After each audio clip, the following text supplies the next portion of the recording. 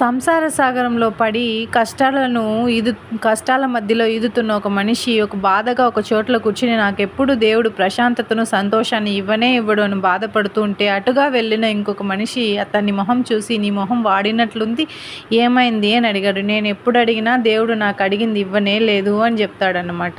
అప్పుడు ఆయన ఎదురుగా వచ్చిన మనిషి నిన్ను కష్టమైన సిట్యువేషన్లో వేసి అందులో నుంచి బయటికి రావడానికి నేర్పించడం కరెక్టా, లేకుంటే అప్పటికి ఆ సిట్యువేషన్ నుంచి నిన్ను డైరెక్ట్గా బయటికి తీసుకోవడం కరెక్టా అని అడుగుతాడు. ఇంకొకటి, నిన్ను ప్రశాంతం లేని వాతావరణంలో ఉంచేసి నిన్ను సంతోషంగా ఉండడం ఎలా అని నేర్పించడం కరెక్టా, లేకుంటే ఆ సమయానికి బయటికి తీసేసి వదిలేయడం కరెక్టా?